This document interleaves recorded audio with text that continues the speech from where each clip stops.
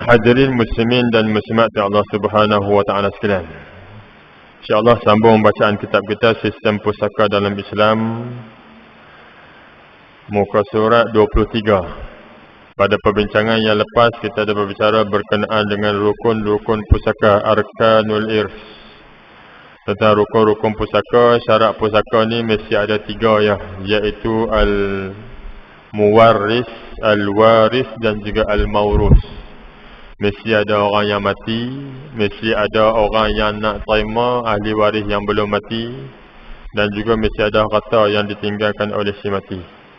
Maka bila ada 3 tersebut, barulah untuk nak dapatkan harta pusaka. Dan juga isu yang kita bahaskan pada kuliah kita yang lepas juga berkenaan dengan masalah duit KWSP dan juga pampasan insurans. Baik, sebelum kita masuk pada bab yang berkenaan dengan tajuk berkenaan dengan asbabul irs, iaitu sebab-sebab untuk mendapatkan harta pusaka, saya nak ulang sedikit berkenaan dengan yang lepas, berkenaan dengan harta, iaitu al-maurus, iaitu harta yang ditinggalkan oleh si mati. Baik, ada satu kitab yang telah ditulis oleh beberapa ulama dan juga ustaz-ustaz yang terkini yang terlibat secara rasmi, secara khusus berkenaan dengan sistem pusaka dalam Islam.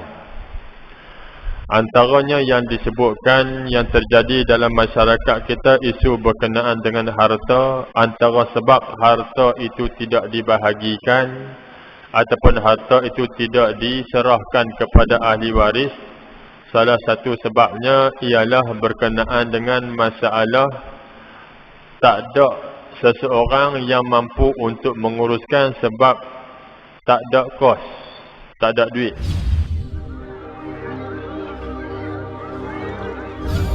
Saya bersembang dengan baru dengan sahabat saya, haknya peguam syariah. Dia kata, Ustaz beritahu kat masyarakat, ramai di kalangan terjadi dalam masyarakat kita, apabila suami mati, tinggal dia buah nama isteri sebagai penama. Maka isteri yang menguruskan harta sebagai dia wasi. Contoh apa? Suami mati tadi, duit ada dalam tabung haji, ada 100,000. Lepas tu, dia pergi bahagian pusaka kecil, dapat surat kuasa. Dalam surat kuasa tersebut, letak nama isteri. Pasal apa nama isteri tadi ni? Pasal dia pentadbir harta. Pasal dalam semua akaun-akaun suami, buah nama penama ialah nama isteri.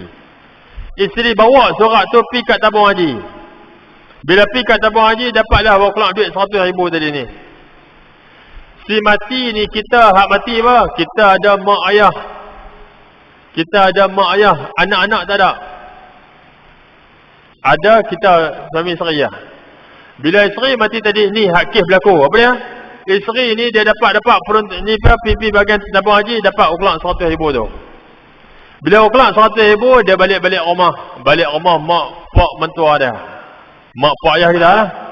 Balik apa semua dia beritahu, ayah mak ni nak beritahu, saya pi urus kata apa Abang Ma'in baru ni haknya meninggal. Saya pi urus tadi ni kat tabung haji adalah Abang Ma'in ada simpan duit dalam tabung haji. Alah macam ni ayah, macam mana duit tu nak buat macam mana? Dalam kata haknya Abang Ma'in yang ada di tabung haji, mak dapat 1/6 daripada kata, ayah pun dapat 1/6 daripada kata. Lah macam mana ayah? Tanya menantu pada mak ayah ni. Mak pun dengar tak, berapa dapat? 1/6. Oh, 1/6 mak punya. Kalau begitu tak apalah, oleh kerana hang pun bukan orang lain, hang menantu kami, menantu tunggal. Seorang tu yang ada, kami tak ada anak lain, anak seorang tu lah macam ni. Hanya mak punya 1/6 tu, tak apalah ambilkan hang. Mak hadiah kan ambilkan hang. Mak kata. Isteri dengar-dengar dah senyum sikit dah. Pasal apa? 1/6 hanya mak punya, dapat ke dia. Tanya ayah, macam mana ayah?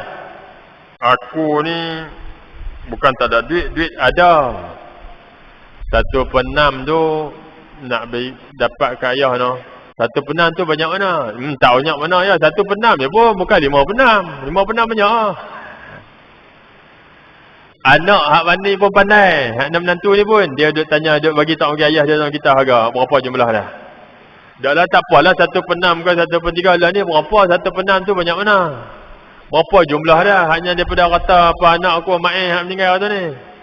Dia kata baru saya tengoklah yang menjabat apa tabung haji tu, dia kira ayah akan dapat 1/6 daripada harta, jumlah dia tak banyak pun ayah, lebih kurang dalam 40,000. Apa dia? 40,000 ya ya. 40,000 lah macam ni. Aku nak bagi kat hang lah macam ni. Hang tolong pergi ambil ukuran 40,000 tu main tak depan aku dulu, aku nak tengok. Aku tak pernah tengok dia nyak-nyak ni. Buat main. Tak depan mata 40,000. Agak-agak waktu tu kalau tuan-tuan ayah si mati, tuan-tuan nak bagi apa kat menantu? Dia kata ada lah hak tu yang depa konvoi nak motor. Habis tu sebiji bas ada pergi hak yang apa jemaah masjid tu. Dia kata ya. Hak apa abang tu yang pergi naik motor, lepas tu lalas waktu ketika balik orang lain pakai balik, dia balik lambat tu. Dia kata waktu tu saya menikah dengan dia. Dah. Bila dah menikah apa jadi tuan-tuan? Nikah apa jadi? Bila dah menikah, hak isteri yang kedua tadi mai, isteri pertama dengar-dengar kata dah menikah, nampak macam mana? Terkejut. Bila terkejut apa semua tu datang, Allahu Akbar. Nak uruh kata. Bila nak uruh kata suami, isteri yang kedua dapat tak kata suami? Isteri yang kedua hanya mai daripada Siam tadi ni, mai daripada Thailand tadi ni, mai daripada Patani tu yang mai tadi ni, dia dapat tak kata suami tadi ni? Dapat tak? Nak dapat tak dapat tu tunggu saat. Isteri yang pertama oleh kerana dia pandai. Pasal apa isteri dia pandai? Pasal isteri pertama tu kebetulan pak dia mai mengaji dengan saya Paraid. Apa dia? Dia dengar-dengar je, dia kata tak apa. Hang jangan duk cadut, hang jangan duk marah dia. Lah macam ni. Adik nak tanya, kalau betul kata adik menikah dengan ni jenazah ni, bawa mai bukti. Apa dia bukti kita hangpa menikah? Surat nikah mana? Haknya perempuan ni pun tak cakap banyak, bawa kelaklah surat nikah. Tunjuk surat nikah panjang macam tu, panjang. Warna hijau. Tulis Siam. Surat nikah tu tulis Siam. Apa jadi? Bila tengok-tengok tulis Siam, pak mentua ni kata apa? Alhamdulillah. Apa maksud Alhamdulillah tu? Isteri hak ni, yang kedua tadi ni, tak dapat kata si mati. Pasal apa tak dapat kata si mati Ustaz? Pasal pernikahan tersebut di sana dan tidak diiktiraf di Malaysia.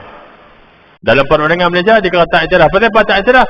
Sebab tidak dibuat report ataupun dilaporkan di Pejabat Agama Negeri untuk dapatkan surat nikah di sini dengan kena bayar denda tadi ni. Kerabat yang kata qarabah ni apa dia? Yang pertama ialah keturunan.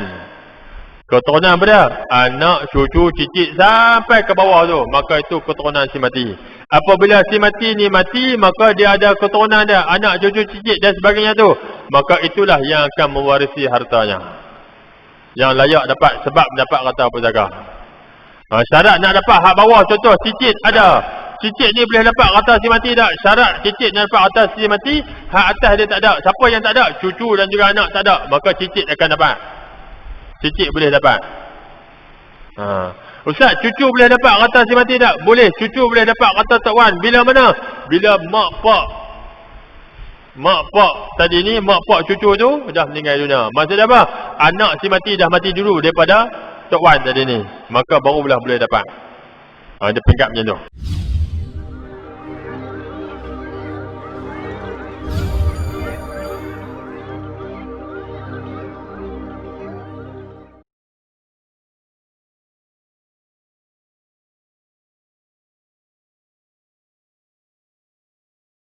Assalamualaikum warahmatullahi wabarakatuh. Al-Fatihah.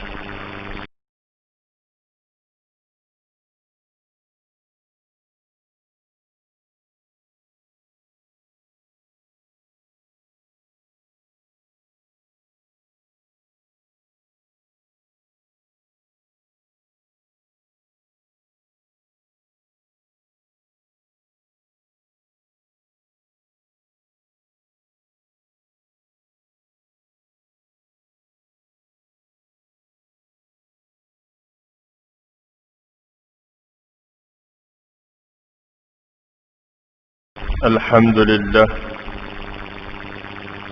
الحمد لله الذي أكرمنا وأنعمنا بنعمة الإيمان والإسلام وهدانا سبل السلام. أشهد أن لا إله إلا الله وحده لا شريك له، وأشهد أن سيدنا محمدا عبده ورسوله لا نبي بعده. اللهم صل وسلم وبارك على سيدنا محمد وعلى آله وأصحابه ومن تبعهم بإحسان إلى يوم الدين. لقد قال الله تعالى في محكم تنزيه بعد أعوذ بالله من الشيطان الرجيم: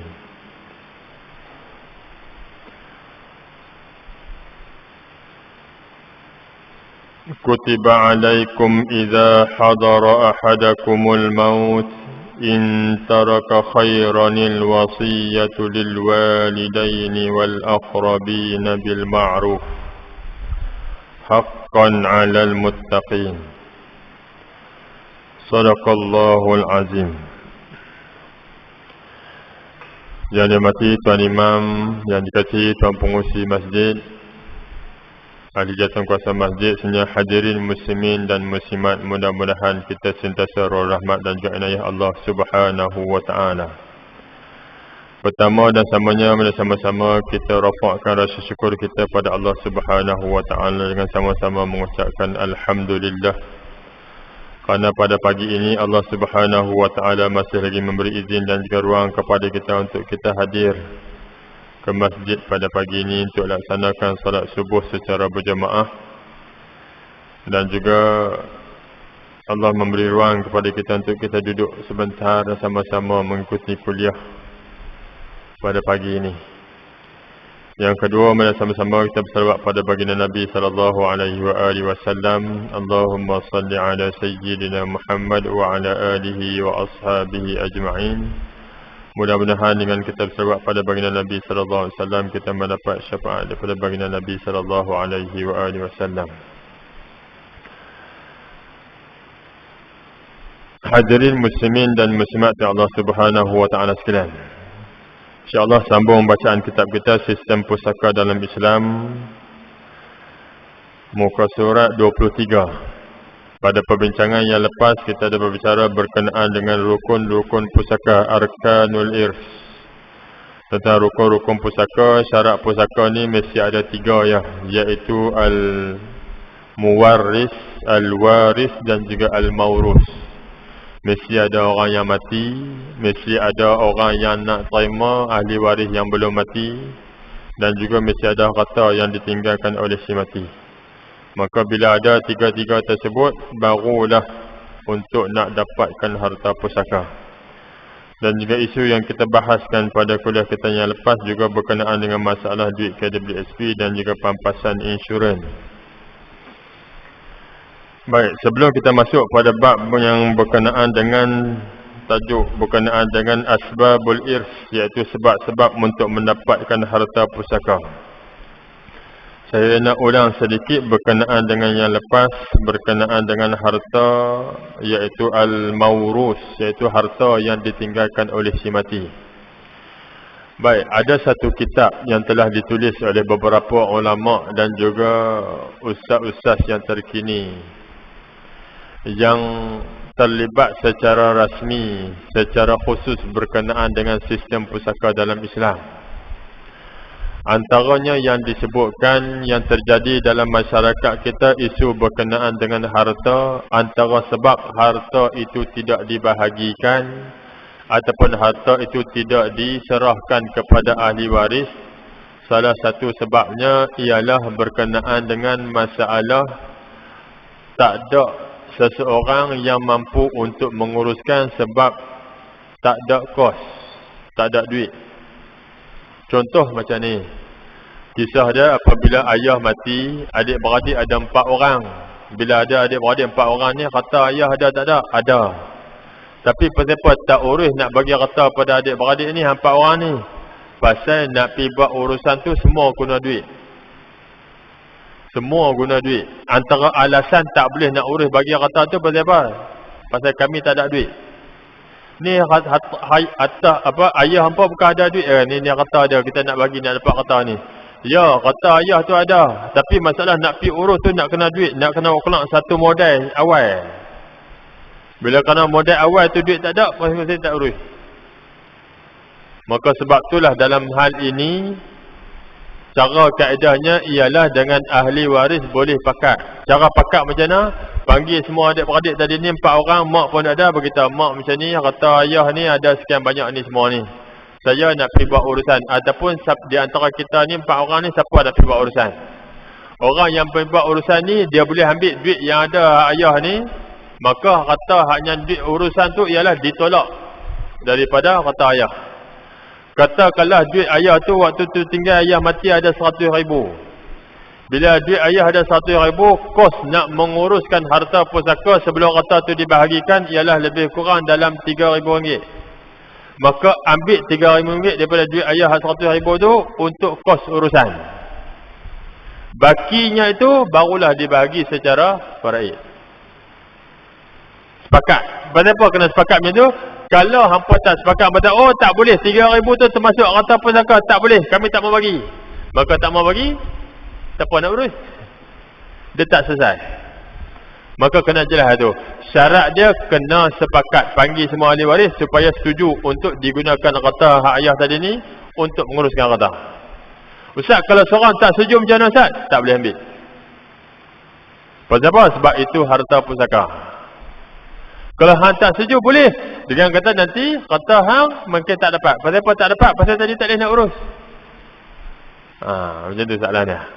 Maka sebab itulah dalam isu ni tuan-tuan, benda yang paling besar dalam isu ni dan nak urus tu, maka nama urusan ini dipanggil sebagai pentadbir harta. Orang yang nak mengurus tu, maka nanti ketika dia pergi buat urusan di bahagian apa pusaka kecil ke untuk apa semua tu, maka orang tu dipanggil sebagai pentadbir harta. Baik, isu berkenaan dengan pentadbir harta ni apa tuan-tuan? Antaranya hak tadi pasal sepakat, yang kedua dia tak sepakat, tetapi ada diletakkan oleh pemilik harta, al-muwarris. Contoh saya sebut yang lepas berkenaan dengan duit KWSP. Apabila duit KWSP tadi ni yang nak bagi tu berapa, hanya nak dapat pada ahli waris kan, dia tengok berapa jumlah dia. Isu dia apa? Apabila kita pencarum dalam KWSP, kumpulan wang simpanan pekerja, ketika kita buat tersebut ada satu nama. Waktu ketika isi tu dia minta untuk kita letakkan penama. Tetap ingat penama. Penama tu bukan hak nyantun lalu dia sebut tu sikit penama bukan hak tu.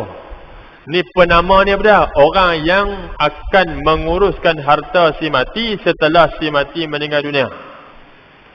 Tak kira lah dia dalam KWSP ke, dalam tabung haji ke, dalam mana, yang tu buah penama. Penama itu adalah orang yang dalam istilah perundangan dipanggil sebagai al-wasi. Wasi maksud dia apa? Pentadbir harta. Apa maksud wasi pentadbir harta ni Ustaz? Kalaulah kata kita tadi bila kita mati, duit ada dalam tabung haji. Berapa banyak dalam tabung haji? Katalah ada 100,000. Kita buat penama siapa? Kita buat penama apa? Kalau kita hak lelaki ni, dalam tabung haji kita ada duit, kita buat penama tu penama apa? Nama isteri. Itu biasa. Tanya siapa pun orang lelaki suami ni, bila tanya buat penama apa? Nama isteri. Pasal apa buat nama isteri? Pasal apa? Pasal sayang kat isteri. Baik, tanya pula orang perempuan, kalau mereka buka akaun tabung haji tadi ni, dia buka akaun tabung haji, penama dia buat nama apa? Kalau orang perempuan. Buat nama anak. Tanya bila siapa pun, dia akan, orang perempuan akan jawab apa? Buat nama anak. Kalau anak tak ada, dia buat nama mak pak dia. Ni, saya jumpa dengan kawan saya, bahagian apa peguam syariah. Saya tanya, dia kata, Ustaz tolong beritahu kat masyarakat. Apa dia? Bila tanya mai-mai tu, waktu ketika isi borang apa semua, kita pun tanya, ni puan, nak tanya sikit puan. Suami puan tadi ketika dia isi borang, dia buah nama puan sebagai penama. Maksudnya kalau dia mati, puan lah yang akan menguruskan harta. Ni waktu ketika puan isi nama ni, kenapa puan buah nama, penama tu buah nama anak? Awak tak buah nama suami. Orang perempuan jawab apa? Ha? Dia kata bukan tak buah nama suami. Sebab apa? Kata kau buah nama suami, takut nanti dia menikah lain. Ingat ni. Takut dia menikah lain. Dia tak tahu. Kalau dia tak mati pun, kalau dia bagi suami dia menikah lain, suami dia menikah lain tak? Nikah lain. Ni biasa ada jadi. Maka hal ini apabila isteri buah nama ni dia, bila jadi macam tu, apa masalah dia? Baik, ini yang disebutkan masalah dia. Bila buah penama tadi suami mati, dia buah penama apa? Penama isteri. Saya bersembang dengan sahabat saya, hanya peguam syariah, dia kata, Ustaz beritahu kat masyarakat, ramai di kalangan terjadi dalam masyarakat kita, apabila suami mati, tinggal dia buah nama isteri sebagai penama. Maka isteri yang menguruskan harta sebagai dia wasi. Contoh apa? Suami mati tadi, duit ada dalam tabung haji, ada 100,000. Lepas tu, dia pergi bahagian pusaka kecil, dapat surat kuasa. Dalam surat kuasa tersebut letak nama isteri. Pasal apa nama isteri tadi ni? Pasal dia pentadbir harta. Pasal dalam semua akaun-akaun nak suami, buah nama penama ialah nama isteri. Isteri bawa surat tu pergi kat tabung haji. Bila pergi kat tabung haji, dapatlah bawa keluar duit 100,000 tadi ni. Si mati ni, kita hak mati apa? Kita ada mak ayah. Kita ada mak ayah, anak-anak tak ada. Ada kita suami isteri lah. Bila isteri mati tadi, ni hak kes berlaku. Apa dia? Isteri ni dia dapat ni pipi bahagian tabung haji, dapat uklak 100,000 tu. Bila uklak 100,000, dia balik rumah. Balik rumah mak pak mentua dia. Mak pak ayah kita lah. Balik apa semua dia beritahu, ayah mak ni nak beritahu. Saya pi urus kata apa bang Ma'in baru ni haknya meninggal. Saya pi urus tadi ni kat tabung haji adalah Abang Ma'in ada simpan duit dalam tabung haji. Alah macam ni ayah, macam mana duit tu nak buat macam mana? Dalam kata haknya Abang Ma'in yang ada di tabung haji, mak dapat 1/6 daripada kata, ayah pun dapat 1/6 daripada kata. Lah macam mana ayah? Tanya menantu pada mak ayah ni. Mak pun dengar tak, berapa dapat? 1/6. Oh 1/6 mak punya. Kalau begitu tak apalah, oleh kerana hang pun bukan orang lain, hang menantu kami, menantu tunggal. Seorang tu yang ada, kami tak ada anak lain, anak seorang tu lah macam ni. Hanya mak punya 1/6 tu, tak apalah ambilkan hang. Mak hadiah kan ambilkan hang. Mak kata. Isteri dengar-dengar dah senyum sikit dah. Pasal apa? 1/6 hanya mak punya, dapat ke dia. Tanya ayah macam mana ayah? Aku ni bukan tak ada duit, duit ada. 1/6 tu nak dapat ke ayah no. 1/6 tu banyak mana? Tak banyak mana ayah. 1/6 je pun, bukan 5/6. 5/6 banyak lah. Anak hak mandi pun pandai. Hak nak menantu ni pun, dia duk tanya, duk bagi tahu ayah dia dalam kita harga. Berapa jumlah dah? Dah lah tak apalah 1/6 ke 1/3 lah ni. Berapa 1/6 tu banyak mana? Berapa jumlah dah? Hanya daripada kata apa anak aku Ma'in yang meninggal tu ni. Dia kata baru saya tengoklah hanya menjabat apa tabung haji tu, dia kira ayah akan dapat 1/6 daripada kata, jumlah dia tak banyak pun ayah, lebih kurang dalam 40,000. Apa dia? 40,000 ya ayah. 40,000 lah macam ni. Aku nak bagi kat hang lah macam ni. Hang tolong pergi ambil ukuran 40,000 tu, main tak depan aku dulu, aku nak tengok. Aku tak pernah tengok dia banyak-banyak ni. Buat main. Tak depan mata 40,000. Agak-agak waktu tu kalau tuan-tuan ayah si mati, tuan-tuan nak bagi orang apa kat menantu? Kalau tuan-tuan ayah si mati, duit duduk depan mata 40,000 tu hak tuan-tuan punya. Tuan-tuan nak bagi kat menantu tadi ni berapa ribu? Nak bagi 40,000 ke nak ambil selai RM50 bagi? Ni hak punya. Hak lebih aku punya. Hak mana tuan-tuan? Silap-silap apa? 40,000. Hak ni aku punya, hak aku. Hak punya cukup dah 1/8, hak punya sudah. Tekuk yang tu.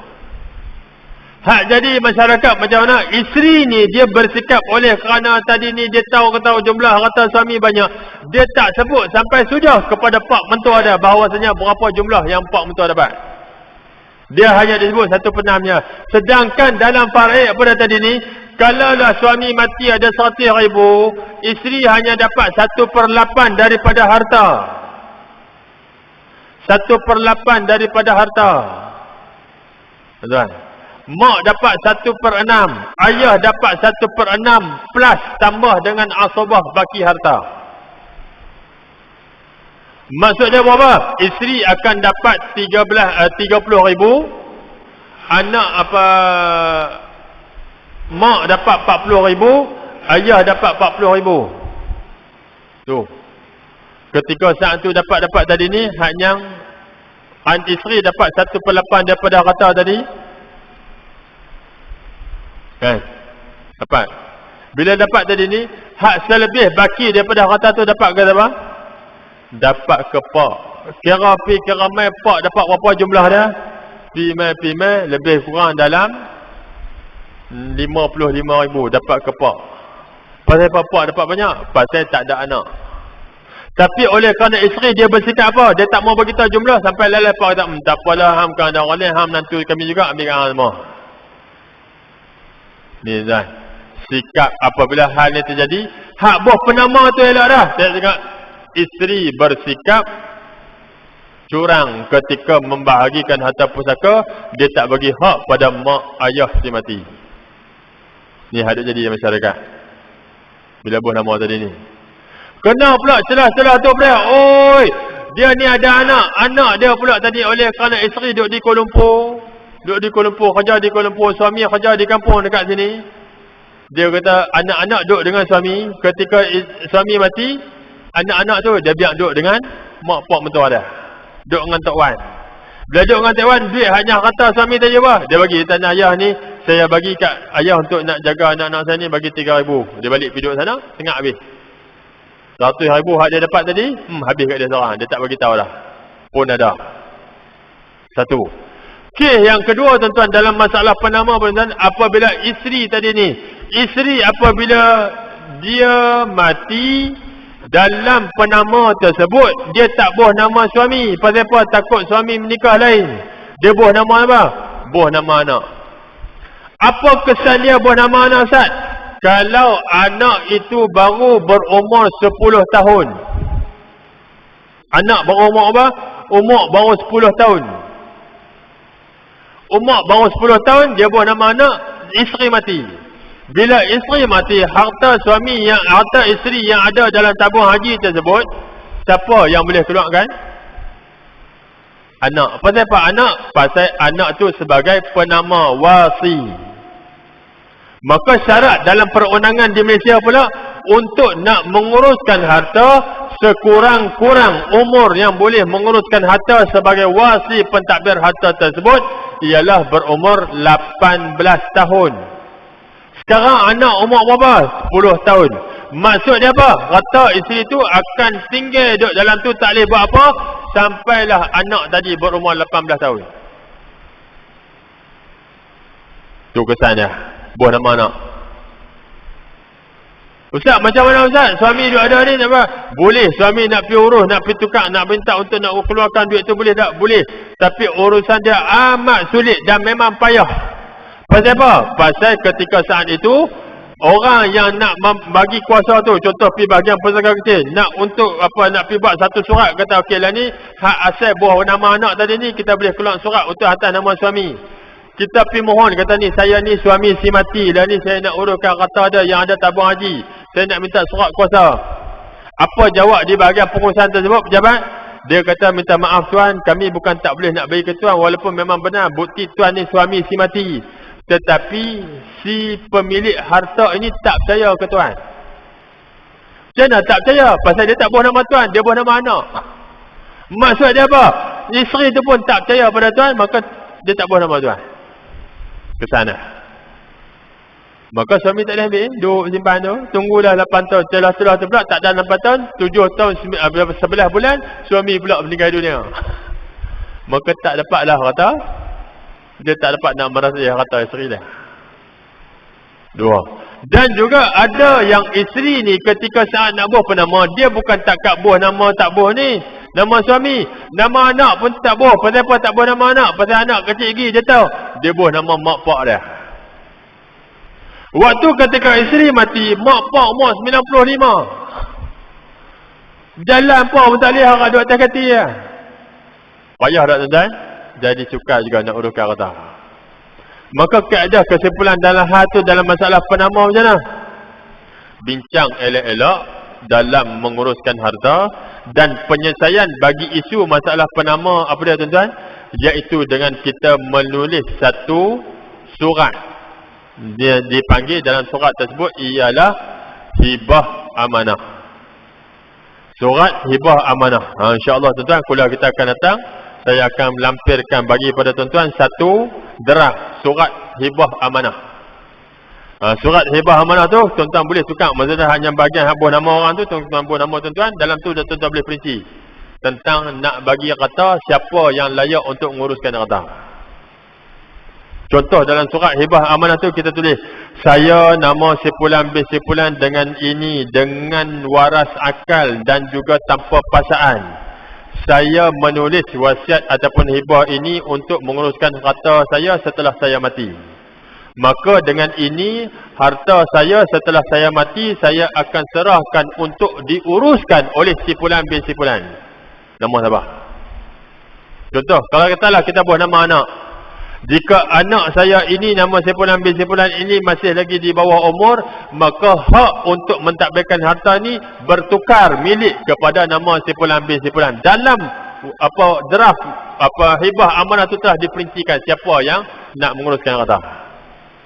Bila kita mati, harta tersebut bawa surat tu, bahagian pesaka kecil pun tak boleh nak kata apa dah, bahagian pejabat tanah ke, mahkamah ke, apa pun tak boleh kata apa, dia akan ikut surat draft tersebut. Pasal apa? Sebab draft surat berkenaan dengan hibah amanah itu diiktiraf sebagai surat kuasa. InsyaAllah hak ni kita akan bagi pada kuliah kita akan datang insyaAllah. Hadirin muslimin dan muslimat sekalian. Baik, sambung bacaan kitab kita berkenaan dengan sebab-sebab untuk mendapat harta pusaka itu ada 3 perkara. Ya, ada 3 perkara. Yang pertama pada 9.1 muka surat 23 tersebut, iaitu dengan sebab perkahwinan, sama ada menjadi isteri ataupun menjadi suami. Baik, sabit dengan firman Allah Subhanahu wa taala dalam surah An-Nisa ayat 12. Walakum nisfu ma taraka azwajukum illam yakun lahun walad. Fa in kana lahu waladun falakumur rubu'u mimma tarak min ba'di wasiyatin yusina biha aw dain. Serta berkenaan apa? Apabila berlaku kematian tersebut, maka pasangan daripada perkahwinan tersebut akan mendapat hak dia. Iaitu yang pertama ini, sebab dapat harta ialah atas jalan nikah. Dalam Islam ada satu istilah tuan-tuan, nak sabit hukum tu hanya dengan sebab ucapan. Nak sabit hukum tersebut dengan sebab ucapan. Apa maksud ucapan? Tadi ni, kita menikah ni, nikah tuan-tuan, nikah. Kita tak salam boleh tak? Waktu menikah tu, pak pengantin perempuan duduk depan, kita duduk sini, tak mau salam, duduk tu kan, cakap pinggang. Pak pun kata, aku nikahkan dikau dengan anakku Sipulanah binti Sipulan dengan mas kahwinnya RM100 tunai. Kita pun tengok cakap pinggang. Aku terima nikahnya dengan nama Sipulanah binti Sipulan dengan mas kahwin RM100 tunai. Sah tak? Sah tak? Sah. Walaupun tak salah. Lepas tu haklah hak jenis pasal apa Ustaz yang mereka kata tak sah, bila salam tu dia goncang tu tak jawab tak sah pasal apa? Hak tu orang kita saja duk bagi susah. Baik, hanya dengan ucapan. Apabila ucapan tu kita jawab tadi ni, sah. Ustaz, kalau haknya kawan tu jawab lambat pun mereka kata tak sah macam mana? Kawan ni dah tunai sambut, dia tak sambut-sambut dengan dia duduk kawan tu. Orang tarik nafas nak sambut, tak boleh, ulang lain. Hak ni naib qadi yang kadang-kadang saja nak bagi susah. Dia jangan duk tunai, kawan tu hampir habis nafas, kawan ni tak sambut lagi. Dia tak boleh. Dia mesti mualak. Mualak tu maksudnya tempoh yang dikira tak lama. Tak lama untuk menjawab. Ni, tunai, sat, menayak lu. Sat, menayak kali. Tu lama lah. Tapi kalau lepas tunai tu, kalau dia terus jawab, kira okey lah. Walaupun tunai tu pendek ke panjang. Baik, isu dia apabila pernikahan tadi akad nikah tu saja, bila akad tersebut, maka sahlah perkahwinan tersebut, maka hukumnya ialah bila berlaku kematian, dapat harta pusaka. Baik, saya sebut hak isu ni tuan-tuan, saya ulang kali lagi biar tuan-tuan ingat. Ni, bila sebut nikah tadi ni. Seorang suami menikah dengan isteri, depa menikah. Nikah lama mana dah? 20 tahun. Lepas menikah 20 tahun, tiba-tiba terjadi satu kes. Apa dia kes dia? Apa kes dia? Suami menceraikan isteri. Kenapa? Pasal isteri main kayu tiga. Baik, bila suami ceraikan isteri, dia cerai bila? 1/1/2021. Hari ni berapa bulan? 10 bulan. Tiba-tiba 10 bulan tu suami mati. Isteri dia tadi dapat tak harta suami? 1/1, suami dah ceraikan isteri. 10/1, suami meninggal dunia. Isteri dapat tak harta suami? Dapat tak? Dah ceraikan isteri dah ni.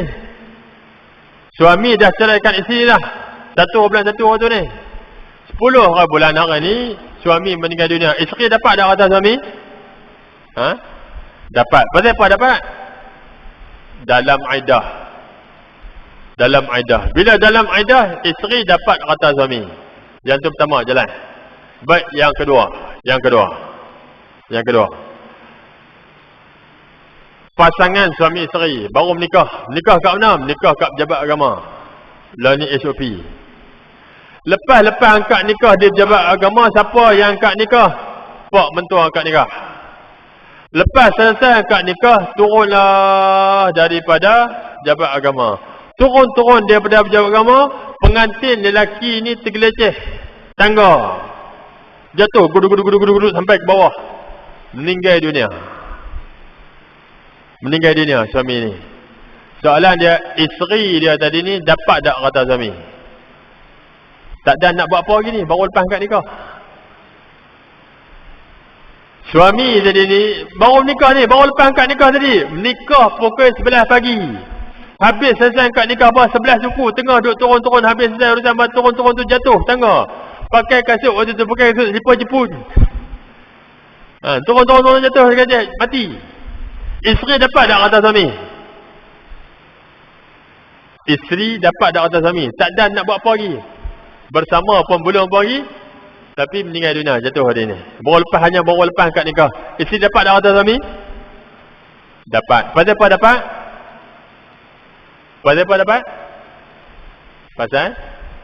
Pasal itu isteri dia yang sah. Bila isteri dia yang sah, dia dapat. Ustaz, tak ada nak bersama lagi tak? Bukan syarat yang kata nak dapat harta tu kena bersama. Bukan syarat nak dapat harta tu bersama. Syarat nak dapat harta tadi, harta pusaka, ialah sah pernikahan, maka dapat. 2. Isu yang ketiga. Apa dia? Pasangan suami isteri juga baru angkat nikah, jabat agama. Lepas selesai angkat nikah semua, mereka balik pergi rumah pengantin perempuan. Hari ni kenduri rumah pengantin perempuan. Hari ni dah kenduri tak? Tengah pergi waktu pergi kenduri tersebut, mereka pun makan beradab lah macam pengantin ni. Tengah-tengah duduk makan apa semua, tetamu pakai mai bergambar apa semua. Habis sudah makan, pengantin ni nak pergi lah round tengok apa tetamu yang hadir. Setelah tu tiba-tiba datang berapa 2-3 orang lelaki main. Salah seorang daripada lelaki yang main tu ialah boyfriend isteri pengantin perempuan. Boyfriend dia lah, boyfriend lama. Bila main-main apa semua, isteri ni pun cakap lah, dia pun nak tak mau selindung. Dia cakap, bang, ni bang, dulu ni saya duduk berkawan dulu dengan ni apa kawan ni. Dia tunjuklah lelaki yang duduk kawan dulu ni. Dia kata tak apa. Tapi tak ada rezeki kami nak menikah. Pasal dia ni pergi kerja di jauh dulu ni. Dan ni saya menikah dengan abang. Tak apa. Suami dia tak marah lah pasal dengar beritahu ni dia. Maksudnya ada makluman suami. Okey. Tak apalah. Sambil-sambil duduk menyembang salam. Ada orang main duduk salam pun. Suami pun duduk sembang. Tengok-tengok. Hanya isteri tadi ni. Duduk dengan hak lelaki tadi. Bila jumpa-jumpa. Bukan setakat duduk saja. Duduk tegak tu ya. Duduk bergambar. Bergambar belaga pipi. Duduk pusing. Duduk apa suap foto dan sebagainya. Belaga pipi. Tok lelaki ni tengok. Pengantin lelaki ni. Takkan apa ni. Kata bekas apa. boyfriendnya. Tapi duduk bergambar dengan belaga pipi. Duduk berpeluk. Betul apa? Kali terakhir. Kali terakhir. Suami hak tadi tengok macam tu. Dia tak boleh ni. Ni dah mencabar kelakianku. Dia pun dah. Apa dia buat apa ni? Dia kata bang. Tak apa bang. Last ni kali terakhir dah. Lepas ni bukan boleh jumpa dah. Suami dia tengok tu. Dia tak puas hati. Dia marah. Dia pun terus menceraikan isterinya. Kalau macam ni perangai hang, kalau aku tahu lah, aku cerai hang kan talak satu, kata suami. Pengantin lelaki ni. Lepas dia ceraikan suami isteri dia tadi ni, tengah suami isteri dia terkejut. Dia takkan nak terus cerai kot. Dah, aku cerai hang talak satu, semua orang kat dengar ni. Dia terus tak cakap banyak. Ambil kunci, naik kereta, terus balik. Dalam perjalanan balik tersebut, aksiden. Pengantin lelaki ni mati. Soalan dia, isteri dia tadi ni dapat tak kata suami? Pengantin perempuan tadi dapat tak kata suami? Dapat tak dapat? Dapat tak dapat? Tak dapat. Jawapan dia, tak dapat. Pasal apa tak dapat Ustaz? Bukankah hak tu memang suami depan suami isteri yang sah? Ya. Lepas tu, pasal apa tak dapat? Pasal suami telah menceraikan isterinya. Kan dia cerai tadi ni? Ya, dia cerai. Ustaz, bukankah kalau dah cerai kan dia ada iddah? Iddah bagi pasangan yang berkahwin tapi belum bersama, iddah ada tak? Tak ada iddah. Bila tidak ada iddah, suami menceraikan isteri, lepas tu baru dia mati, maka iddah tak ada, maka ketika saat tu isteri tak dapat kata suami. Ni ada 3 keadaan, kau kena ingat tak? Ni yang masuk berkenaan dengan masalah nikah ni. Maka kalau hal ni terjadi, maksudnya hak isteri tadi ni, dia pun sebenarnya dia nak menikah hanya dengan tok laki dia ni, hanya nak mengharapkan kata pasal tok laki dia orang kaya. Lepas tu hanya boyfriend ni pai apa? Hang buat cara jalan macam mana supaya hang boleh cerai. Tengok baru mula berpusin dekat agama, tengok cerai terus dah. Langsung tak dapat kata. Kalau lepas bersama ada tempoh iddah. Tak ada bersama, tak ada iddah. Aduh, ini dia hukum dia. Baik. Maka dalam hal ini yang kata menikah dalam perundangan, dikira nikah bila kita akad tadi sah selesai. Tetapi dalam perundangan Malaysia ada tambah satu lagi, mesti ada bukti pernikahan. Apa bukti pernikahan tersebut? Sijil nikah. Ustaz, kad nikah tu tak ada Ustaz, tapi sijil nikah ada. Boleh tak? Sah. Ustaz, sijil nikah pun hilang dah. Boleh apa? Kena tsunami kata ni hilang. Tuan-tuan, saya teringat tuan-tuan, 2 bulan lepas saya selesaikan satu kes. Orang di sebelah. Bila nak sembang tu, saya tanya, yang pertama nak urus kata ni, yang pertama ada bukti surat nikah ada tak? Dia kata surat nikah tak ada Ustaz, hilang waktu tsunami kata ni. Sekarang tu kena tsunami waktu 2004 tu. Lepas tu macam mana?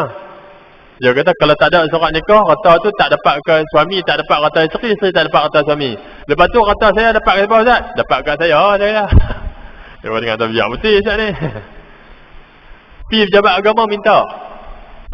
Kalau tak ada macam mana? Kena pi ke balai polis, buat satu laporan. Supaya polis keluarkan satu surat, laporan, report, dan report tu bawa pejabat agama untuk dikeluarkan surat nikah yang baru. Aduh. Kalau tidak, pakai satgi bila mati, memang nak bagi rata masalah. Ni, mesti ada bukti pernikahan. Maka bukti pernikahan itu menjadi syarat sah pada sudut nak berbahagikan harta. Maka terkeluarlah daripada haknya nikah tadi, walaupun sah nikah tersebut, apa dia? Iaitu bila tidak ada bukti pernikahan. Contoh apa tuan-tuan? Saya teringat 2 tahun lepas, salah satu pasangan, orang dari Perak. Orang Perak, dia ni, suami ni kerja sebagai apa kes dia? Waktu ketika suami dia mati, duk urus jenazah suami tu, tiba-tiba datang seorang perempuan dengan seorang anak kecil. Mai tengok-tengok ziarah apa semua sambil duk menangis. Isteri ni pun tanya, kata ni pasal apa, nak tanya adik, pasal apa adik duk menangis kat yang mayat suami kau ni. Tengok budak hak yang menangis tu pun budak lagi. Dia pun tengok, dia kata nak tanya kau ni siapa? Saya ni isteri si mati. Oh, inilah kau sekian-sekian ni. Saya pun isteri si mati juga, kata perempuan ni. Duk dukung anak kecil. Dia pun kata, kok mana jadi isteri? Yang saya tahu saya seorang yang isteri si mati. Apa jawab perempuan ni? Dia kata, apa kau ingat tak orang tu ni, ada apa abang ni dia pergi konvoi naik motor. Pergi ke mana? Pergi ke Songkla. Lawatan apa masjid untuk pergi buat lawatan di pondok-pondok di Patani. Dia kata adalah hak tu yang depa konvoi nak motor. Hak betul sebiji bas ada pihak yang apa jemaah masjid tu. Dia kata ya. Hak apa abang tu yang pergi naik motor, lepas tu lalas waktu ketika balik orang lain pakai balik, dia balik lambat tu. Dia kata waktu tu saya menikah dengan dia. Bila dah menikah apa jadi tuan-tuan? Menikah apa jadi? Bila dah menikah, hak isteri yang kedua tadi mai, isteri pertama dengar-dengar kata dah menikah, nampak macam mana? Terkejut. Bila terkejut apa semua tu datang, Allahu Akbar. Nak urus kata. Bila nak urus kata suami, isteri yang kedua dapat tak kata suami? Isteri yang kedua hanya mai daripada Siam tadi ni, mai daripada Thailand tadi ni, mai daripada Patani tu yang mai tadi ni, dia dapat tak kata suami tadi ni? Dapat tak? Nak dapat tak dapat tu tunggu saat. Isteri yang pertama oleh kerana dia pandai. Pasal apa isteri dia pandai? Pasal isteri pertama tu kebetulan pak dia mai mengaji dengan saya Faraid. Apa dia? Dia dengar-dengar je, dia kata tak apa. Han jangan duk kalut, han jangan duk marah dia. Lah macam ni. Adik nak tanya, kalau betul kata adik menikah dengan ni jenazah ni, bawa mai bukti. Apa dia bukti kita hangpa menikah? Surat nikah mana? Haknya perempuan ni pun tak cakap banyak, boklaklah surat nikah. Tunjuk surat nikah panjang macam tu, panjang. Warna hijau. Tulis Siam. Surat nikah tu tulis Siam. Apa jadi? Bila tengok-tengok tulis Siam, pak mentua ni kata apa? Alhamdulillah. Apa maksud Alhamdulillah tu? Isteri hak ni, yang kedua tadi ni, tak dapat kata si mati. Pasal apa tak dapat kata si mati Ustaz? Pasal pernikahan tersebut di sana dan tidak diiktiraf di Malaysia. Dalam perundangan Malaysia dikata tak iktiraf. Pasal apa tak iktiraf? Sebab tidak dibuat report ataupun dilaporkan di Pejabat Agama Negeri untuk dapatkan surat nikah di sini dengan kena bayar denda tadi ni. Bila tak ada surat tu tak boleh, bawa surat ni saja. Saya kata Alhamdulillah tak dapat. Baik, apa jadi kes tuan-tuan? Last kali apa? Lepas dah urus apa semua kata, isteri haknya nombor 2 ni tak dapat kata. Tapi pak mentua pula tiba-tiba sayang. Kesian dia ada anak kecil. Dia telefon saya, pak mentua ni telefon, Ustaz, nak tanya Ustaz, suami anak saya menikah 2. Hak menikah yang kedua ni tak ada nak daftar di Malaysia. Dia dah meninggal dunia. Lah ni Ustaz, kata isteri yang kedua tak dapat kan Ustaz kan? Saya kata ya. Ada tak jalan yang kita nak boleh bagi kata kat isteri kedua? Kata pak mentua ni tanya kat saya. Saya tanya pakcik lah ni cerita macam mana? Pakcik nak bagi kata kat isteri kedua ni kan? Dia kata, itulah saya duduk cadang macam tu pasal tengok kesian dia ada anak, seorang anak kecil lagi. Dia kata ada jalan. Jalan dia macam mana? Ambil kata hak pakcik dapat satu penang tu bagi kat dia. Mana boleh? Hak dia kata dia tak bagi. Lepas tu nak ambil kata mana? Ambil kata hak lain je Ustaz. Hak lain tak ada. Pasal apa? Pasal pakcik kata kesian nak bagi. Ambil dah kata. Pasal apa? Hak dia tak ada. Tapi kalau nak bagi juga atas data ihsan, boleh ambil daripada kata si mati tu. Hak yang hak siapa yang dapat bagi.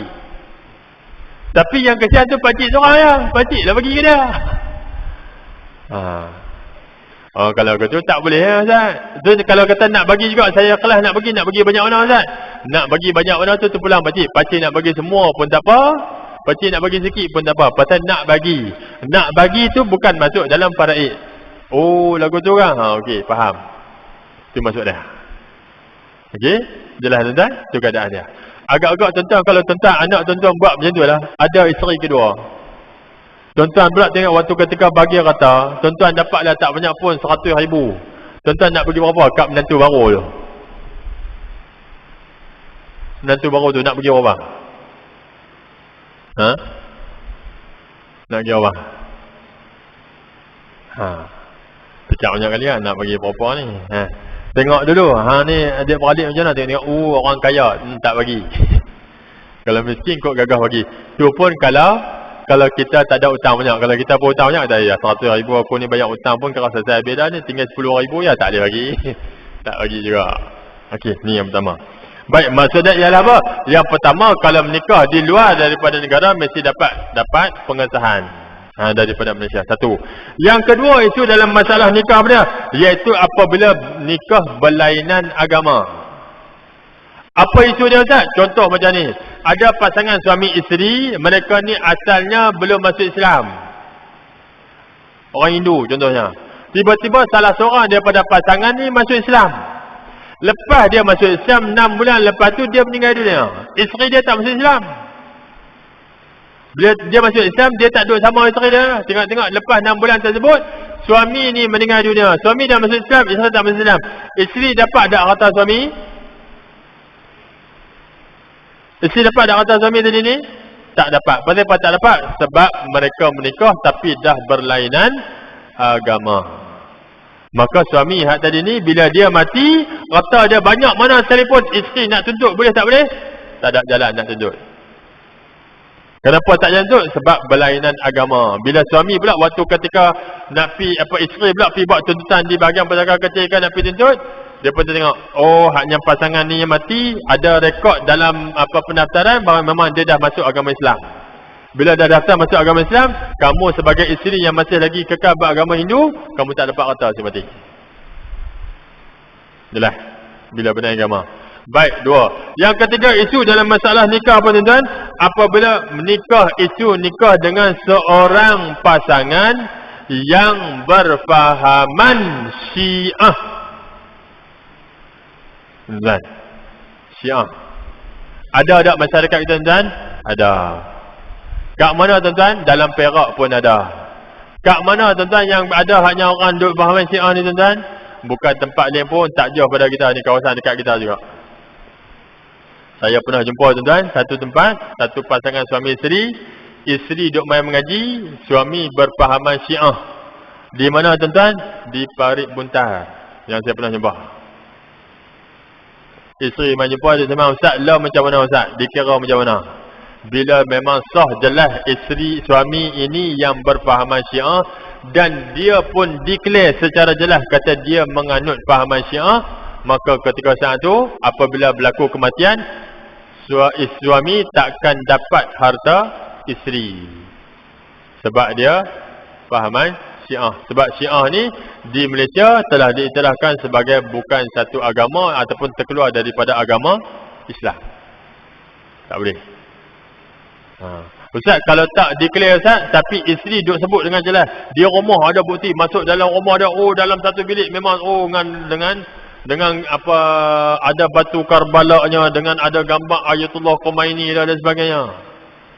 Hak tu juga boleh menjadi bukti untuk dia dedahkan di bahagian pusaka untuk nak sebut kata berkenaan suaminya berfahaman Syiah. Kalau tak ada bukti, dia dapat kata tersebut. Satu. Yang kedua, untuk mendapatkan harta pusaka ini, iaitu atas jalan dengan sebab qarabah ataupun keturunan. Sabit dengan firman Allah Subhanahu wa taala dalam surah An-Nisa ayat ke-7, "Lirrijali nasibum mimma tarakal walidani wal aqrabun, walin nisa'i nasibum mimma tarakal walidani wal aqrabun mimma qalla minhu aw kathur nasiban mafruḍa." Orang-orang lelaki ada bahagian pusaka daripada peninggalan ibu bapa ataupun kerabat dia, dan wanita perempuan pun ada bahagian pusaka daripada peninggalan harta bapa dia, mak ayah dia dan juga kerabat dia, sama ada mimma qalla minhu aw kasur, sama ada dapat sikit ataupun banyak. Nasiban mafruḍa, semua benda ini Allah telah tentukan. Bahagian yang telah tentukan, yang Allah telah wajibkan untuk diberikan kepada mereka. Baik, yang kata kerabat ni apa dia? Kerabat ini terbahagi pula kepada dua kerabat. Yang kata qarabah ni apa dia? Yang pertama ialah keturunan. Keturunan apa dia? Anak, cucu, cicit sampai ke bawah tu, maka itu keturunan si mati. Apabila si mati ni mati, maka dia ada keturunan dia, anak, cucu, cicit dan sebagainya tu, maka itulah yang akan mewarisi hartanya, yang layak dapat sebab dapat harta pusaka. Syarat nak dapat hak bawah, contoh cicit ada. Cicit ni boleh dapat harta si mati tak? Syarat cicit nak dapat harta si mati, hak atas dia tak ada. Siapa yang tak ada? Cucu dan juga anak tak ada, maka cicit akan dapat. Cicit boleh dapat. Ustaz, cucu boleh dapat harta si mati tak? Boleh, cucu boleh dapat harta Tok Wan. Bila mana? Bila mak pak tadi ni, mak pak cucu tu dah meninggal dunia. Maksudnya apa? Anak si mati dah mati dulu daripada Tok Wan tadi ni, maka barulah boleh dapat. Dia peringkat macam tu. Baik, iaitu berkenaan dengan anak cucu tu. Baik. Ataupun yang kedua namanya qarabah, iaitu saudara mara si mati. Saudara mara si mati maksudnya apa? Adik-beradik si mati. Sama ada adik-beradik satu mak satu pak, ataupun adik-beradik satu pak, ataupun adik-beradik satu mak. Yang mereka itu dikira dengan saudara si mati yang akan dapat harta pusaka. Ustaz, kalau saudara tiri macam mana Ustaz? Saudara tiri. Saudara tiri ni maksudnya apa? Lain pak. Tapi contoh apa?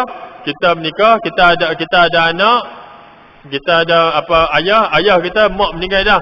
Mak kita meninggal dah. Mak pak kita menikah dengan orang lain pula. Nikah dengan seorang perempuan, dia dah ada anak seorang. Itu dipanggil saudara tiri. Bila pak kita mati, saudara tiri dapat tak kata? Dapat tak kata? Saudara tiri ni dapat tak kata si mati?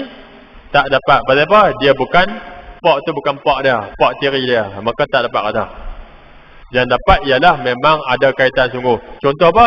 Apabila isteri hak yang kedua dia menikah ni dapat seorang anak, maka anak hak seorang tu barulah dapat kata si mati. Dipanggil saudara satu ibu. Baik, maka tidak memadai. Dalam kitab disebut apa? Tidak memadai jika seorang itu mengaku saya saudaranya, tetapi mestilah diberitahu saudara yang bagaimana. Orang tanya ni, kamu dengan ni siapa? Saya ni saudara si mati. Saudara kenal kat mana? Lah, kami ni bukan orang jauh, orang dekat. Yang dekat macam mana ni? Bau-bau durian. Bau-bau durian kenal kat mana? Kami ni satu Tok Nek. Tok Nek mana? Tok Adam. Boleh dapat tak? Boleh. Kalau satu Tok Adam, boleh. Syarat dah, hak orang atas tu tak ada. Antara hak nak sampai satu Tok Adam tu ada tak? Berapa tingkat ke atas tu? Melambak lagi dia tak. Jawab dah, tak ada lah. Dia tengok tu. Saya sebut ni apa tuan-tuan? Ini kisah benar tuan-tuan. Saya rasa saya dah sebut dah di sini. Isu berkenaan dengan tanah di Kampung Baru tuan-tuan. Tanah di Kampung Baru Kuala Lumpur tuan-tuan, salah satu tempat di Kampung Baru ada satu tanah yang luas tanah tersebut tak sampai suku ekar. Tanah tak sampai suku ekar. Tapi ketika nak bincang pasal nak bagi rata pusaka tuan-tuan, apa? Tanah hak suku ekar tu boleh lah kalau cakap nak buat banglo boleh. Rumah sebiji boleh. Nak buat lebih tak boleh. Tiba-tiba waktu ketika tahun 90, tahun 2000, 2001 tu, ada satu pemaju datang dia itu nak buat Kampung Baru Medical Center. Nak buat satu pusat rawatan. Pemaju ni mai jumpa. Bila mai jumpa tanya pergi pejabat tanah, tanya ni tanah ni kami nak sewa. Nak sewa untuk naik satu bangunan buat tempat pusat perubatan. Tuan tanah haknya pejabat tanah pun beritahu kata ni tanah ni ada tuan dia kena pergi Kampung Baru, kita isytihar dan minta ahli waris mai jumpa. Tengok bila isytihar ahli waris mai. Tuan-tuan, ahli waris mai hak kes Kampung Baru yang tanah tak sampai suku ekar tuan-tuan. Yang mai tu bukan 5 orang. Bukan 10 orang, tapi yang mai tu bila tengok-tengok mai semua apa? 150 orang. Tanah tak sampai 1,000 ekar tu, yang main tu 150 orang. Bila cek latar belakang tengok, masing-masing ada hak daripada kata tersebut. Apa jadi? Tanah tu? Ni pemaju ni dia kata kami nak main, kami nak sewa, nak buat bangunan, nak sewa tanah tu. Kami nak bayar harganya tanah tu setiap bulan dengan harga RM5,000. Nak bayar RM5,000 nak sewa. Berapa ahli waris ada? 150 orang. Bila 150 orang main-main tu, masing-masing pakat kata apa? Oh, ini tanah pusaka kami. Kami sebelum ni tak tahu. Bila tengok pagi-pagi baru tahu. Ahli waris tak sepakat. Tak sepakat macam mana? Tak sepakat. Ada haknya sebagian kata, tak apalah ni kita bagi sewa. Haknya boleh pula. Oh, mana boleh? Pada kita bagi sewa, kita rugi. Baik kita jual. Lah ni kan harga tanah mahal. Betul. Allahu Akbar. Lah oleh kerana tak sepakat, lah sekali bincang-bincang, majoriti nak jual. Bila nak jual apa jadi? Bila nak jual? Mereka pun buat urusan cara jual. Dalam proses cara nak buat jual tu, asal 150 orang, celah-celah tu meninggal pula seorang. Hak 150 orang tadi nak bagi dah kata ni. Tengok-tengok dalam tempoh nak urus nak jual tu, meninggal seorang. Tinggal berapa tuan-tuan? Meninggal seorang? Tinggal 149. 149 tu sampai kat tu lah. Dok, pasal apa? Hak si mati ni, dia mati ada isteri dan juga 10 orang anak. Dia dapat tak kata si mati? Dapat, ada hak dah. 150 tolak 1 tinggal 149 tambah berapa? Tambah 11 balik. Jadi berapa? 150. 160. Ya dah. Last sekali tuan-tuan, apa tuan-tuan? Last sekali, jumlah haknya ketika harta itu telah habis dibuat urusan untuk nak bagi harta, jumlah yang nak dibahagikan harta kepada ahli waris 225 orang. Berapa dapat Ustaz tanah tersebut? Pemaju buat kiraan dapat semua, di pejabat tanah dapat semua. Last sekali 225 orang tu dapatlah panggu dia seorang sikit. Harta tu telah dijualkan kepada pemaju, dapatlah setiap seorang nilai dia ialah RM13.35. Untung tak tuan-tuan? Untung ke rugi? Rugi. Pasal apa? Kalau dulu ni hampa ada 150 orang, hampa sepakat bagi sewa. Bayar berapa? RM5,000. Bayar tuan-tuan, RM5,000 bahagi 150. Dapat apa? Paling kurang RM25 seorang. Dapat setiap bulan. Selama mana? Selagi mana mereka sewa, lagi itulah dapat. Katakanlah sewa, depa sewa tu sampai 2020 duk sewa. Kita dah mati, harta tu dapat tak kita? Dapat. Siapa yang akan ambil? Anak beranak kita akan ambil. Tu. Tapi oleh kerana ahli waris tadi ni, dia duk berebut nak kata, oh harta ni tak boleh, kalau nak sewa rugi, kami tak mau ni, tak sepakat, depa jual habis. Tu untung dan ruginya apabila ahli waris tak sepakat. Tak sepakat. Itu jadi dah. Ni kesan dia besar dah. Saya tuan-tuan, kalau kampung baru tuan-tuan, di antara tanah yang kebanyakannya ialah daripada orang yang mu'allaf baru masuk Islam. Kampung baru tuan-tuan. Saya jumpa ni tuan-tuan, ada seorang ahli waris dia, pewaris bagi tanah kampung baru tuan-tuan, orang yang duduk di tuan-tuan. Jadi ikut jemaah, duduk ikut kuliah saya di. Habis saya kuliah, dia main jumpa Ustaz cerita tu betul Ustaz. Saya ada mak angkat seorang. Mak angkat saya Cina masuk Islam. Sebelum dia mati, waktu ketika dia tua, lah ni dia ada Ustaz, tanah yang dia di kampung baru tu, dia bagi kat saya. Lah macam mana Ustaz? Boleh ambil tak boleh ambil? Dia tanya. Saya kata, apa dah ambil ke belum? Itulah kata banyak kali dia minta suruh pergi jumpa dia, dia nak pergi tukar nama, buah nama saya. Cuma saya tak berani nak pergi. Tak mau pergi. Pasal apa? Pasal yang pertama dia baru masuk Islam. Takut adik-beradik dia tuntut. Tapi bila Ustaz sebut tadi ni, bila adik-beradik dia bukan beragama Islam, maka dia tak layak. Dia pun tak layak dapat harta pusaka. Saya kata, ya betul. Tapi satu lagi, kalau kawan tu nak bagi waktu hidup, tak ada masalah. Kalau kata abang tak mau, buh nama saya pun tak apa lah. Nak abang kata tu, bila bagi waktu hidup, selesai masalah. Tuan-tuan, saya tanya banyak ke harta tu? Dia kata tak banyak lah, tapi setakat ni dinilai oleh bahagian pusaka, bahagian pejabat tanah, nilai tanah tu dia lebih kurang dalam 2,5 juta. nilai harga sekarang. Mak angkat dia nak buh semua, tukar buh nama dia. Pasal apa? Dia sayang sungguh ke anak angkat ni. Pasal apa? Adik-beradik dia memang duk jaga apa keluarga dia pun ni. Mak angkat dia hak yang baru masuk Islam tu. Tuan, boleh dapat harta tersebut. Baik, itu maksudnya. Dan yang ketiga, iaitu sebab dapat harta pusaka dengan sebab tuan bagi hamba wala. Maka yang ni saya tak urai dah tuan-tuan. Sebab yang tu tidak berlaku dalam masyarakat kita sekarang ini. Wallahu ta'ala alam tuan-tuan. Inilah 3 perkara yang sabit untuk dapat harta pusaka. Iaitu yang pertama dengan sebab perkahwinan. Yang kedua dengan sebab qarabah, kerabat dan juga keturunan. Dan yang ketiga dengan sebab wala. Iaitu tuan bagi hamba, apabila hamba tu meninggal dunia, tuan dia akan dapat harta pusaka setelah harta itu tidak habis dibahagikan kepada ahli warisnya. Wallahu ta'ala alam tuan-tuan. Mudah-mudahan selepas ni insya-Allah akan datang kita akan sambung pada perkara yang ke-10 muka surat 27, sebab-sebab yang menghalang daripada terima harta pusaka. Yang ni kita akan tengok ada beberapa perkara yang besar yang kita akan bahaskan tentang yang menyebabkan terhalang. Oh, saya dengan si mati ni ialah ada saudara saya ni anak si mati. Tengok-tengok terhalang dapat. Pasal apa terhalang dapat? Ada sebab-sebab dia. Duk rasa anak ni dapat dah, rupanya terhalang. Dalam syariat dia terhalang daripada terima harta pusaka. Wallahu ta'ala alam. Mudah-mudahan apa kita kongsikan sama-sama pada pagi ini jadi makluman dan juga kebaikan kita bersama. Saya buka sebarang 2 soalan jika ada sebelum kita tangguhkan kuliah kita pada pagi ini. Sila. Ya.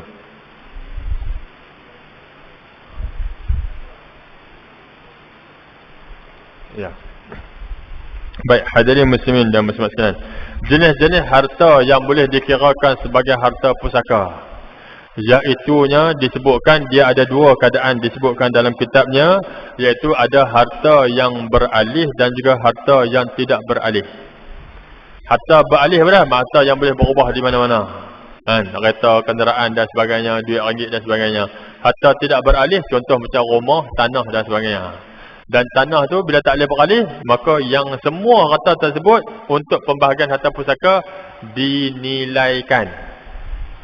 Bukan oleh kerana ni ayah ada tanah, satu tanah ni, tanah hak rumah ni ya, rumah taman. Tanah hak tu ya, kata dia hak tu ya. Adik-beradik ada berapa orang? Ada 3 orang. Lah macam mana? Belah 3. Bilik ni hang punya, bilik ni aku punya. Tak dinilaikan. Bila nilai, bahagi rata pada sudut nilai tersebut. Berapa harga rumah tersebut? Katalah 120,000. Adik-beradik ada berapa orang tadi ni? Ada 4 orang. Bila ada 4 orang, semua lelaki, maka dapat seorang berapa? Dapat seorang 30,000. 120,000 dapat seorang 30,000. Baik, 30,000 tu macam mana rumah ni macam ni? Caranya apa? Siapa yang nak ambil rumah ni, hampa banyak 30,000 pada hak 3 orang lagi yang lain. Untuk dapatkan jadi milik dia. Atau keadaannya. Maka nilaian tersebut untuk pembahagian harta pusaka. Bukan pekat pikerat seorang sikit. Okey, oleh kerana macam ni, kita pegang. Tanah tu adalah tadi ada apa 1 ekar, okey pegang. Tanah ni aku punya. Nak pegang tu boleh. Tetapi semua setuju tak setuju. Pasal apa? Hak kawan pegang tadi tanah dia hak duduk depan tepi jalan. Hak kawan ni aku nak tanah tepi jalan juga. Takkan nak pergi dapat belakang. Pertikaian dia tu. Maka kaedah dia dinilaikan dan bahagi mengikut siapa yang nak dapat tanah tersebut. Bayar kepada ahli waris yang nak daripada nilaian tersebut, nak tanah tersebut. Bila bayar, selesai masalah. Kalau tak mau bayar Ustaz, lah ni saya pun tak ada duit. Kalau saya nak bayar macam mana, tapi tanah ni saya nak. Caranya kena usaha. Tapi tak sepakat. Bila tak sepakat, tanah tu dijual, bagilah kata. Tapi saya sayang tanah ni. Ya, sayang kena bayar. Tapi saya tak ada duit. Tapi banyak. Dah jual, dapat duit tu. Han jual dulu, dapat duit tu, han beli. Beli tanah lain. Selesai. Kalau tidak, usahalah dengan cara bayar kepada ahli waris. Ustaz, kalau saya tak bayar tapi adik ahli waris setuju, tak apa, biar duduk dulu. Boleh. Tetapi jika berlaku kematian, maka menyebabkan kita telah makan hak orang lain. Hak orang lain. Daripada kita duduk tadi ni. Maka hak tu yang kena berangat bersama dalam isu yang seperti ini. Saya tuan-tuan insya-Allah akan datang, saya akan sebut juga tuan-tuan berkenaan dengan apabila sesuatu kes yang berlaku dalam masyarakat, ada satu tanah kampung, tanah tu luas ada 3 ekar. Anak mak ni duk sebut. Ayah meninggal lama dah. Mak duk sebut. Ni siapa yang hampa dah ni kalau tak ada rumah apa semua, nak buat rumah apa semua, hampa tak buat rumah salih. Mai buat rumah di tanah ni. Tanah hanya mak duk-duk sekarang ni ada 3 ekar tu pakai buat rumah keliling tak apa. Mak sebut macam tu. Anak-anak ni duit ada tapi rumah nak beli tanah mahal, dalam tak apa. Balik buat rumah dekat tepi rumah mak. Buatlah keliling. Lepas tu mak mati. Tanah tu tanah siapa? Tanah mak contohnya. Lepas tu mak mati. Lah kira macam mana? Ni rumah tu. Rumah tu rumah kita. Tanah tu tanah mak tu tanah pusaka. Kena bagi faraid. Kena bagi faraid. Hak ni kita akan bahas pada kuliah akan datang. Kita nak nilai macam mana. Saya sebut ni tuan-tuan pasal hak ni kes saya sedang tengah duk buat urusan. Tanah tu berlaku di sebelah Pantai Remeh. Ada keluarga, jadi satu keadaan dah, saya tengah duk proses. Maka saya nak jawab hak tu, kuliah kita akan datang. Kita sebut macam mana kaedah dia. InsyaAllah. Dan yang kedua, saya kalau sempat insyaAllah, saya akan juga lampirkan kepada tuan-tuan berkenaan dengan satu draft surat hibah amanah. Supaya tuan-tuan boleh ambil pegang, tengok lepas ni boleh buat hibah amanah tu, agar tuan-tuan nak uruskan harta dengan lebih mudah dan takkan berlaku pertikaian dalam urusan pembahagian harta pusaka, dan itu diiktiraf dalam sudut perundangan dalam ketika pembahagian harta pusaka. Okey, wallahu taala tuan-tuan. Ya. Kakah dalam rumah. Baik. Baik. Isu berkenaan dengan kakah dalam rumah. Dah meninggal dah. Ayah meninggal dah. Semua barang dalam rumah tu ada barang dalam rumah ayah. Lah ni barang dalam rumah ayah tu macam mana? Nak kira macam mana? Boleh ambil ke tak? Baik. Mengikut daripada hukum asal, isu ini, semua itu ialah harta si mati. Harta si mati. Lepas tu macam mana Ustaz? Boleh nak ambil? Boleh. Bila boleh ambil? Syarat apabila semua ahli waris setuju. Ayah dah mati, urus ayah habis selesai dah, masuk ni semua. Anak-anak ada 5 orang semua tu. Baiklah macam ni. Ayah kita meninggal tadi ni dah selesai dah urusan dah. Kata ayah ada 100,000. Lah ni kata ayah satu hal. Lah ni kita nak selesaikan ni hak dalam rumah ni. Lah ni kita nak sepakat semua hak barang dalam rumah ni, barang perkakas semua dalam rumah ni nak kira macam mana. Setuju ke siapa nak dia boleh ambil, ataupun memang nak bagi faraid juga. Tiba-tiba ada seorang tu kata, tak boleh, tengok dalam rumah ayah ni semua barang-barang antik. Kerusi pun kerusi jati. Mari pun mari jati, semua hak jenis jati belakang. Baik, cara macam mana? Tak setuju kalau nak ambil. Cara dia macam mana? Jual ni masuk dalam jumlah daripada pembagian harta pusaka. Tapi kalau kata semua ahli waris setuju dalam macam ni, siapa nak barang dalam rumah ni ambil. Hak ni tak termasuk dalam harta pusaka pasal kita dah sepakat nak bagi siapa nak ambil. Dia kata nak ambil apa? Rumah kami pun penuh dah, sampai tak ada ruang nak buah. Maka siapa nak ambil? Pasal sepakat dah macam tu. Biasa hadut jadi yang duk mengamuk apa? Pasal tak sepakat. Ataupun apa? Tak bincang. Kes apa? Bila mati tadi ni, kata hak dalam rumah tu tak bincang pun. Duk nampak kata hanya dalam bank. Hak kata dalam rumah ni tak bincang. Bila tak bincang, tiba-tiba ada haknya adik dia main tengok barang ni. Ayah tak ada dah. Lah ni tengok kipas duit dah. Lah dia pergi ambil kipas, boleh pasang dalam rumah dah. Pasal tak bincang. Maka dia ambil tu pun salah. Bila haknya orang lain petikai pun salah. Pasal apa? Hampa tak bincang. Maka bincang dia tak. Caranya apa? Bincang dia tak. Ni haknya dalam rumah, apa cerita dah. Kadang-kadang hak besar tu jadi apa? Kes kereta. Kereta ayah. Ayah ada kereta sebiji. Kereta lama pun. Kereta lama. Tapi ayah buat kereta tu dengan saya rim 18. Lepas tu steering kereta steering kayu. Bila ayah mati dia berebut. Steering kereta tu aku punya. Hak rim aku punya. Dia orang berebut dah. Boleh tak boleh? Nak ambil tu boleh. Syarat dia semua setuju. Pasal itu hak kata si mati. Syarat dia begitu ya. Bila setuju, buat satu surat. Elaknya buat satu surat, setuju. Hak ni tak termasuk dalam harta pusaka. Pasal siapa nak boleh ambil. Tapi kalau ada seorang tak setuju, maka semua itu kena dikira sebagai harta pusaka. Dinilaikan, dijualkan, barulah ambil. Maksud apa? Nak jual kat orang lain ke? Tak. Boleh jual sepakat sama. Lah macam ni. Kereta ayah tu, hak rim tu ada 4 biji kereta ayah hak barat tu. Ayah beli rim hanya 18 tu. Lah macam ni. Oleh kerana kita nak bagi kereta pusaka juga. Lah macam ni. Aku beli kereta rim ayah tu. Setuju tak aku nak beli dengan harga setiap satu rim, satu tayar 200. 4 biji 800. Aku bayar 800 masuk darata pusaka. Ahli waris kata semua setuju. Selesai. Kalau tak, oi mana boleh, aku dah tengok rim ni tanya baru ni 1200 biji. Dak, hak 1200 tu hanya hang tengok. Lah ni sepakat setuju tak aku nak ambil 4 tayar tu dengan harga RM200 setiap biji. RM800 4 biji. Ahli waris kata semua setuju. Selesai, boleh jalan. Walaupun RM200 pasal apa? Sepakat setuju sebab mereka ni semua ahli waris. Tapi dia kata tak ya, RM800 bukan banyak orang sangat pun. Lah macam ni lah, ambil terus lah. Kami tak kira masuk dalam pusaka. Semua sepakat setuju tu. Boleh tak boleh? Boleh. Pasal sepakat. Syarat dia tadi apa? Bila ada kesepakatan di situ, dan paling elok dalam kesepakatan itu ialah mestilah bertulis. Pasal apa bertulis? Pasal takut pertikaian selepas itu. Pertikaian lepas tu. Lepas dah bagi kawan tu ambil dah tayar, tengok kereta dengan tayar tak ada. Lepas tu dia pertikai, cantik rupanya, silap aku tak ambil. Tak boleh, bang lah macam ni. 2 biji tayar main kat aku. Lalu orang tekak pula, tak jadi. Biar secara hitam putih untuk selesai masalah kita. Okey? Wallahu ta'ala a'la wa a'lam. Mudah-mudahan apa yang kita kongsikan sama-sama pada pagi ini dari sikit pengajaran dan juga kebaikan kita bersama yang baik itu daripada Allah Subhanahu wa ta'ala, yang buruk yang maha Allah kenakan pada sini sama ampun dan maaf. A'udzubillahi minasyaitonirrajim. Bismillahirrahmanirrahim. Alhamdulillahi rabbil alamin wassalatu wassalamu ala asyrafil anbiya'i wal mursalin wa ala alihi wa sahbihi ajma'in.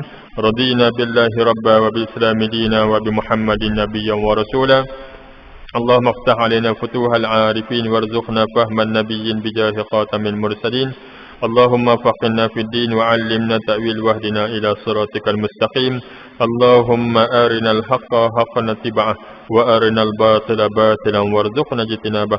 ربنا آتنا في الدنيا حسنة وفي الآخرة حسنة وقنا عذاب النار. وصلى الله على سيدنا محمد وعلى آله وصحبه أجمعين والحمد لله رب العالمين. Kita tangguh dengan bacaan tasbih kafarah dan suratul As. Subhanakallahumma wa bihamdika asyhadu an la ilaha illa anta wa la ilaha illa anta astaghfiruka wa atubu ilaik. Wassalamualaikum warahmatullahi wabarakatuh.